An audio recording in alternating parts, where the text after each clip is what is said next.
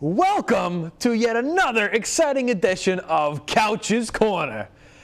I'm your couch host, Dana C. Volke, and today we're going to be talking about projects. Now, I went to Fitchburg State College, film school, if you will, and if you're a video guy like me, you've always had those movies or TV shows or short films or whatever that you've always dreamed about doing and never got around to it, or you started working on them and then here you are years later and you're still not done with them, or whatever. So I'm here today with my good friend Dave Schweitzer, who I also went to Fitchburg State College with. Dave, how's it going? It's great, Dan. Thank you for having me again. Oh, hey, no problem, no problem. Thanks for being back on the show. Anytime, anytime. Yeah, so Dave, like I said, we're going to be talking about projects, video projects that were maybe not meant to be, or they were just you worked on them and they just they went through production hell, if you will. Yeah. So let's talk about that. So do you have any projects of that like? I do, yeah. About 3 years ago, I started making this movie called This Time Tomorrow. About this guy who's graduated college, trying to find his way in life, and decides he's going to move to New York City. And he tells his friends when he's got like a week left. So it's about him saying goodbye to his friends and, yada, yada, yada, growth of character and stuff like that. Sure. 3 years ago, we did a casting audition thing in this studio, actually. Yeah, well, I remember I was a big part of the pre-production stuff. Pre-production. We wouldn't have gotten to production without you. Well, that's flattering. Yeah. And then then I got my full-time gig, and I couldn't. I couldn't do it anymore, unfortunately. But I've been seeing stuff on the internet about the progress here and there, and I've seen some footage, and I know you now have a trailer or two of the movie so far. So. Yeah. I mean, to give you a brief history of it, and I'll be brief. It's 3 years, but I'm not going to keep us for the whole show. We did the casting about 3 years ago, and we didn't start shooting until that summer. So we casted in like October, November. We started shooting in the summer. We shot throughout the summer. That was a battle. I tried to edit as I go, and then around the new year, I had a hard drive crash, and I didn't back anything up. So we lost a decent amount of the film after I brought it to a data recovery place and paid more than I paid for the camera to get like 25% of the film back. But it was kind of a blessing in disguise. I mean, we had some great actors working on it: Francis Friel, Danielle Mayer, James Rhodes, Alyssa Soul, Charlie Materi. So they all did great. It was some stuff on my end that maybe was not as great. So it was kind of a blessing in disguise, being like, "Hey guys, we have to reshoot this." Sure. And then last summer, 6 months later, we kind of were able to reshoot the majority of what we needed. And I've been in post-production since, like finishing editing, and then we're doing like the audio mix right now. Cool. We're a little behind on that, but I think it's going to pick back up soon. I'd like to finish because people keep harassing me. Hey, when is this movie going to be done? Friends have gotten married and divorced. They've had kids since it started. Yeah, right? It's getting to be a little embarrassing at this point, frankly. So, we're really trying to wrap it up. But, I mean, a year ago, I was saying, yep, 2012. And so now, 2013. And that's over in 4 weeks, right? Yeah, that's over pretty soon for when we're shooting this. Yeah. Maybe a miracle will happen. Well, I don't know. If there's anything that I've learned, independent movies, specifically ones with like little to no budget, take a long time to make. Yeah. You know what I mean? And that's just the nature of the beast. You know what I mean? Yeah, so. I mean, it's been a great learning curve. I definitely can do things a lot more accurate and better now. But it will be nice to get this done and off the plate, and have the actors and my parents and my friends and coworkers stop asking me about it. Yeah. But I do think it's good. I mean, after we did the reshoots, it was very solid, and it was a lot better. So it was really a blessing in disguise. So cool. If anybody from the cast is watching, you did a great job, and I'm sorry it's not done yet. I don't know what to tell you. It should be like, remember when before Duke Nukem Forever came out and everybody's like, when's it coming out? It's been 12 years. And they're just like, when it's done. So you should make one of those teaser posters, right, for the movie and just say when it's done on the bottom. Yeah, it's kind of at that point right now. You know, I'm like, well, like the actors will be, hey, so what's the deal with the movie? Did you ever finish that? And I'm like, if I finished it, do you think I would have? You think you know about it, right? I think I would have told you if I finished it. I'd be bragging and rubbing it in your face that I finished it. So let me ask you, once it's done, it's complete, where's it going to go? You gonna bring it to like some festivals? You gonna try to sell it to a distributor? What are you thinking about? Yeah, I guess we'll have to do festivals. I don't know that side of things very well. Yeah. I enjoy making things, but I don't know like once it's done where to exactly go. Sure. We'll definitely enter it into festivals and try to get it to go somewhere. Sure. You know, but as far as that actual process, I've kind of been saying like, you know what, when we get there, I'll worry about it. Right now, I'm going to focus on finishing it slowly. But yeah, so I mean, it'd be great if like, you know, Steven Spielberg saw one of the trailers we have online and was like, hey, but I stopped banking on that a couple years ago. Yeah. You know, it's funny. I just recently, I worked with a guy for like a year and a half at where I work now, and he recently left to go pursue other video stuff, if you will.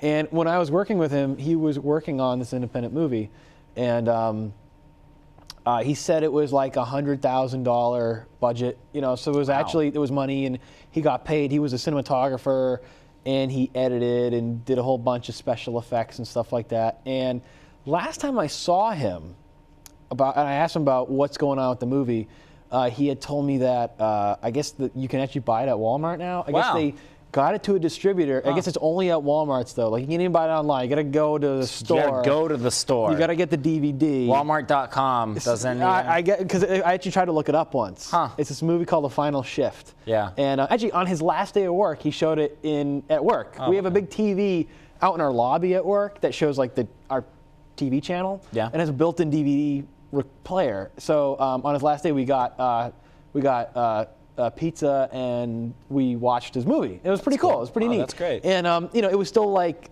you know, like I don't know, 90 or 95% done. And it was really neat because he gave us like this cool sheet that was like, you know, what did you like, what you didn't like, and all that stuff. And it was kind of cool to like be almost like a test audience for it. It was pretty cool. Yeah, that's nice. And I think he also said they're trying to get it on Netflix right now. Okay. There's a lot of independent stuff you can get on Netflix nowadays that I understand. So there's a lot of avenues to get stuff out there. Yeah. I guess, you know, it just depends if you want to be stubborn and hold on to it and think you're going to hit a payday, or if you just want people to see it. Sure. You know, and that's the nice thing about the internet is that, you know, if you're desperate, you can at least get it out there. Yeah, that's true. You know, you might not make any money, but hey, maybe in the long run, you know, you'll luck out. Do you have any lost projects or projects you haven't finished? And yeah, sure. I got a few. Actually, I will mention this one first, and it actually has something to do with your movie. I think, this was maybe 3 years ago, give or take. I was still involved with the project at the time. Mm-hmm.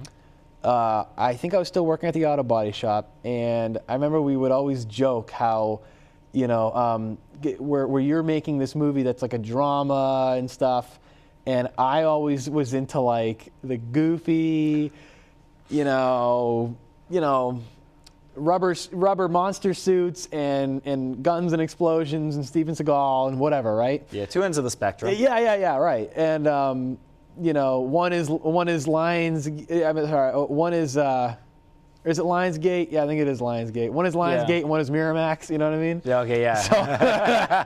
So, you know, one is The Piano, and one is Stone Cold Steve Austin in The Condemned. So. I don't think the movie was as dramatic as you're making it out. No. It's kind of funny. I mean, no. Yeah, I know. I'm just saying, there's no giant robots and stuff, right? That is missing. You know what I'm sadly. saying? You know what I'm saying? Yeah. Yeah. So, actually, right here in this studio, I was going to surprise you with it when it was done. In here, I acted out everything in front of the green screen. I did This Time Tomorrow 2 Big Apple Heat.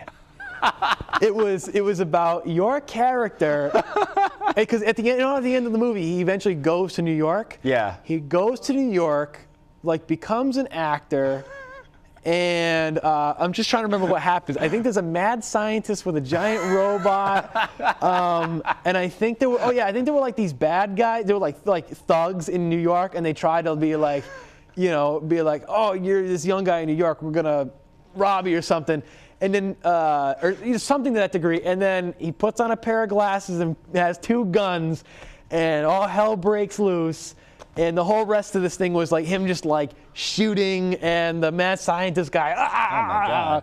And at the end, I had like I had it where again, there's like 2 of me on screen here because when you green screen yourself a bunch of times.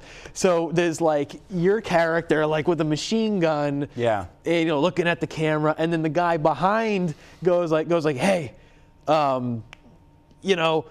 don't you think this has been enough death and destruction and this and that, by this time tomorrow? And then your character turns around and goes, don't you get it? There might not be a tomorrow. You know what I mean? And then like, boom, explosions. Having not seen it and having seen the real movie, I can tell you that one's a lot better. Can that be like a DVD special feature or something? Well, see, here's the thing. The thing. Did your hard drive crash also? I no longer have the footage of this. It is long since gone, unfortunately. It's the curse of this time tomorrow. It was an accident. It was, I didn't mean to. I mean, the thing is, like, I have projects. Don't get me wrong. I have projects that I worked on that I have actually called it quits. You know what I mean? I've actually said, you know what? It's getting too long in the tooth. I've had enough. I'm done. Yeah. But this one, I don't know. Like, I really wanted to surprise you with this, but something happened to the footage, so it's all gone. Telling me about it, it was good. You know what? I would have loved to have seen it. Maybe we'll redo it. We'll have to redo it. You could get a special cameo by the real guy. Yeah, actually, maybe I'll just have you play the real guy. I got all the guns from Python Force. We'll just have you on the. Yeah, let's do that. Yeah. All of the actors would always joke like, "Oh, and in the sequel we'll do," and I would always be too much of a grouch and be like, "What are you talking about? There's not going to be a sequel. Nobody wants to see a sequel." You know what I had? I had a part where I was going to put like a JPEG of like a hot chick in a bikini. Yeah. And have you say something like, and to think I was so unlucky with the ladies. You know what I mean? Being a real Duke Nukem kind of a character. You know what I mean? That sounds amazing. Yeah. This time tomorrow, 2 Big Apple Heat. Wow. That was it. It would be really great to like do that and then tell the actors, hey guys, the movie's done. We're having this premiere, and like show them that. I know, right? It'd be like, okay, we're on to project number 2. Here's a spec spot for it, right? That would be awesome. Yeah, that would be a great prank to play on everybody. Oh man! Like if we made the movie in 5 minutes, and then like start it with that, and then like, oh what? That was it. Well, I cut some stuff out. Coming next summer, right? Yeah. Oh, man. Oh, I know. Oh, damn. I really wish I still had that. I really wish I still had that. Oh, wow. It's the curse. I know. I have a project that I've been working on for, God, it's been like 5 years now, give or take. I think. Maybe about 5 years. Do you remember way back in the day, I did like this one little short thing called Cool Beans? Yep. Do you remember that? Yeah. It was supposed to be like a spin-off of my kids' TV show that I used to do, the Super Duper Double Decker Dude Club. Yep. And it was like me, like on my own, outside of the Dude Club, and there was this evil alien guy named Kraz who was also me, and he like shot some electricity at me, and I got sucked into like the TV, kind of like in that movie Stay Tuned, and then it left off on this cliffhanger where my evil twin showed up. Uh-huh. And it was like to be continued. And that originally was supposed to be like an ongoing series. Like I was supposed to like keep doing it to this day. But this is back when I just started doing green screen special effects, and I didn't realize how intense it is to do all that.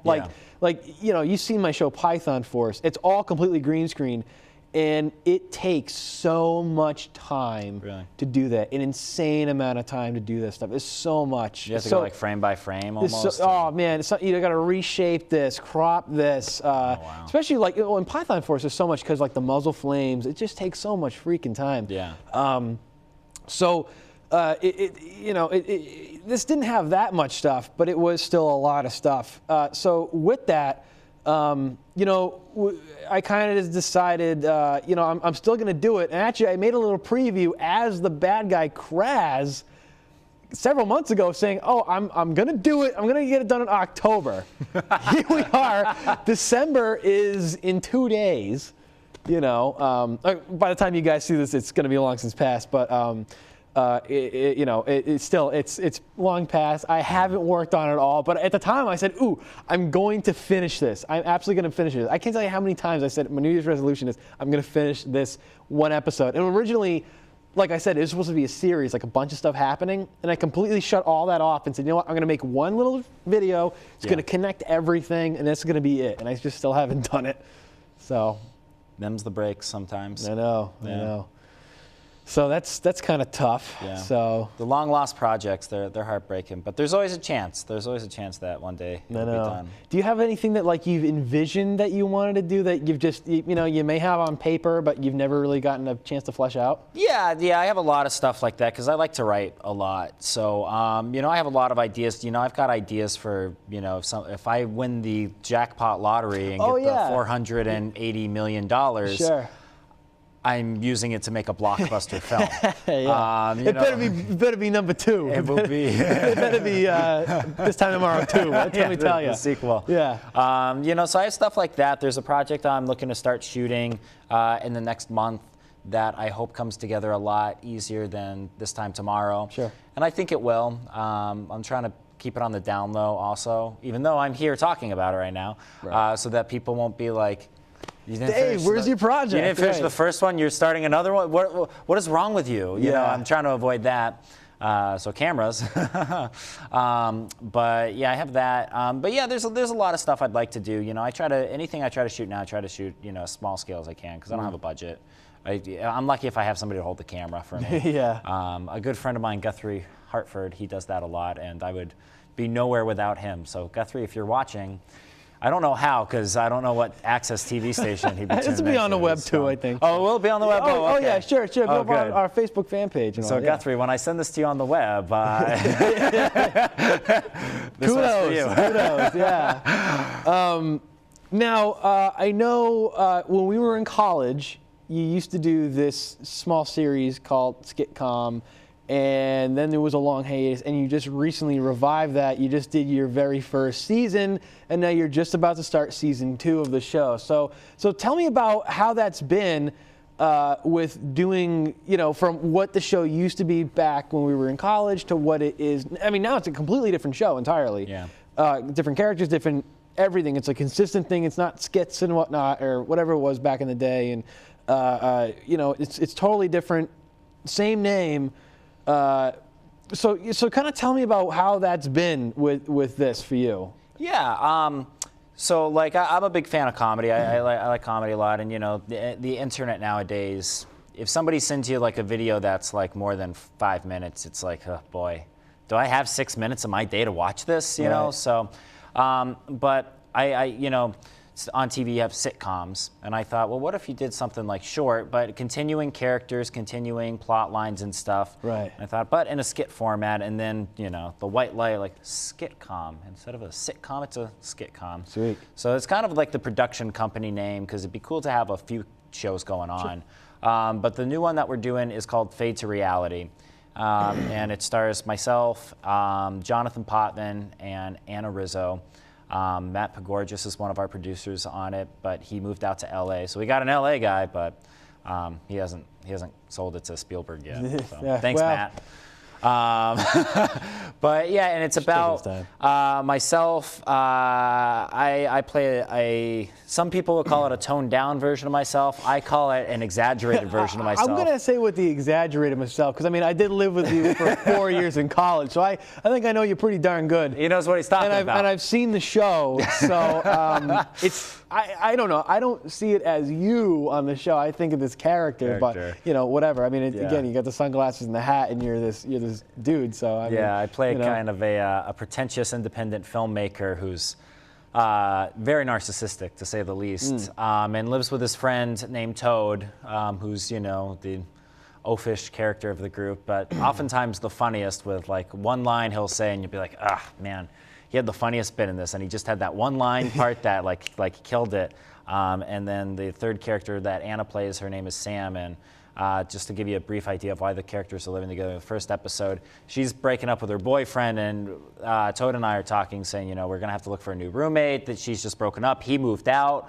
She's going to move out soon. Right. So we interview this guy, and then at the end of the episode, she comes in, and she's like, well, what are you guys doing? And we're like, we need a new roommate. She's like, but my name's on the lease, so like I'm not moving out. Like, Gotcha. if anything, you guys should be moving out.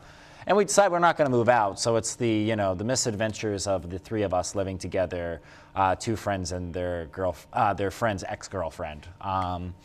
You know, we've got some funny ones. We have a few that are a little controversial. We had one this season where I went into work and one of my coworkers said to me, Dave, my daughter watched your new episode of SkitCom last night, and she told me to punch you in the face.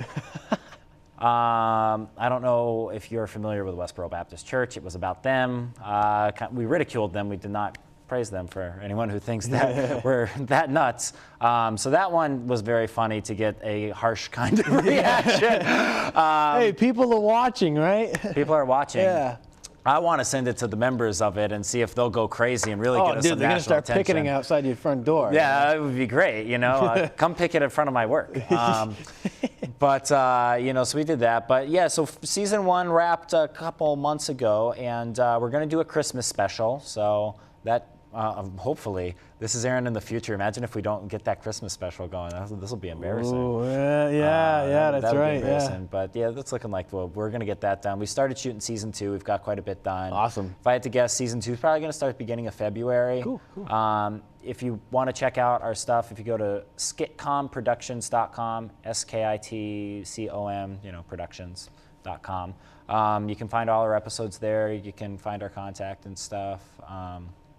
So yeah, that's where Skitcom's at, and it's been a lot of fun. It's gotten a nice little reception. So Sweet. far. Yeah, man. I've watched it, and I think it's pretty good stuff. Thank you. That means a lot. Yeah, we're excited to come back for more. I think season 2 will be even better. Sweet. That's awesome. That's cool. Cool. Awesome. Now, do you have anything in like the current pipeline that's coming out we should look for? Sure. Well, obviously, this is Couch's Corner, our brand new TV show here at Shrewsbury Media Connection. We have a Facebook fan page up there. I think it's facebook.com/Couch's Corner. We have brand new Creepy Castle coming out, my horror host TV show where I play the Cryptmeister. That's great. I love the Muppet. Well, I call him a Muppet. I guess he's a puppet. The dragon puppet, Warren. I always know it's a W, and I always think Ward off. The actual Muppet. Yeah. Warren's great. I mean, I love Cryptmeister too. Don't get me wrong. No, that's cool. That's cool. I have a Muppet thing. Yeah, he's the landlord of the Creepy Castle. Yeah. So we got more of those coming out. I have one done. I have another one to edit to air next month. So that actually, I should probably get that done tomorrow night, if you know. Do we need a wrap? I'm just thinking, do you need like, to get to editing? Yeah, I kind of blew that off for a while. So there's that. Plus, lots of big stuff happening on the action hosting show Python Force this upcoming summer season. There's some really, if you've had a chance to watch any of the last episode, some pretty serious, cool, action-packed stuff is going to be coming up in the next season. I've been extensively working on some pretty cool props for the show. Oh. Some serious props for the show. I like the way you guys dress, the gun props that you have. The muscle suits and all that stuff. Great. I mean, I can only imagine how much work goes into that thing. Oh, man, it's, let me tell you. It's the avatar of public access. Yeah, pretty much, I edited the first episode. Chris edited the last 2. He might be editing. We might split it up. I don't know yet. The show takes a lot of work to do. We're just going to keep on trucking with that one too. That's exciting. But yeah, that's pretty much it. My 3 shows. Yeah. I'm almost kind of sort of go off of this whole project thing. I abandoned some project, or I put projects on the side because there was so much work, and a lot of it to me is, I love doing the stuff here, like Couch's Corner and Creepy Castle, because they take very little time and effort to do. Like when I do Creepy Castle, most time that it takes to do the show is to set up the set. Yeah. 15 minutes of setting up the set, then we sit down, we ad-lib the entire show. Each episode's only about 15 minutes long. I bring it back in the final cut. a little bit of lower thirds, put some music in there, put the movie in there, done. You know what I mean? It's easy peasy. This show right here, I'm just going to take what we have, put some lower thirds in, opener, outro, done, right? Done. Now, again, Python Force, to kind of go off of that Cool Beans thing that I had, it's all green screen. That's a lot of work. That's the one thing that takes a lot of time. So what I figure we'll try to do is shoot episodes way ahead of time, so that way we have like 6 or 7 months to edit them and get them done before we air them for next year. So that's kind of like the new game plan. But you know, but again, too, as much work that goes into that show, I love the result that comes out of there. Like Chris does an awesome job editing that show, like wicked good job. You know, and it's great. It's very ambitious, and I mean, you know, it's a great show. Thanks, man. I appreciate that. Yeah, Cool, I love cool. it. I'm always excited to see what you have in store. Thanks. So, are both of those shot here? Everything is shot right here in this very studio. Everything's done right here. Everything. This is the Cryptmeister Creepy Castle fireplace. Everything. The green screen that's right behind here. That's how we do Python Force. So everything's done right here. So This is great. Yeah. Shrewsbury Media Connection. The best place in the world, if you ask me. I love being here. So obviously, because it's a I very do so many nice- shows here. So Very great studio. So well, we're just about out of time. So anything you want to add real quick? You know, thanks for having me again. This was great. Anyone who wants to check out Skitcom, like I said, skitcomproductions.com. If you have any questions, want to inquire about anything, you could contact me, Dave@skitcomproductions.com. You know, feel free to shoot me an email. Cool. I don't think anybody's emailed me on that yet, so you know, you could be the first. Got You know three. what? I have emails for Creepy Castle and Python Force, and nobody's ever emailed me on those either. So Yeah, I'm sure one day Spielberg's going to email us on those. it's of course, How could he some not? point. So. But yeah, skitcomproductions.com. I think thisTimeTomorrow.com is a web address for. Oh, this cool. time. Who knows Or what's on there? If you go to like YouTube and search like This Time Tomorrow, Dave Oh, yeah, Schweitzer. sure. Schweitzer's an easy enough word to spell, so I'm sure you'll Oh, yeah. get that first try. But we do have a trailer or two up there. But you could contact me at the email, and I could send you further information. Cool, But, cool. But yeah, thank you for having me. Oh, hey, thank you, Dave. Thank you very much for being on the show today. Alrighty, well, that just about does it for this episode. So keep in tune and make sure to check us out next time on your favorite show right here on Couch's Corner.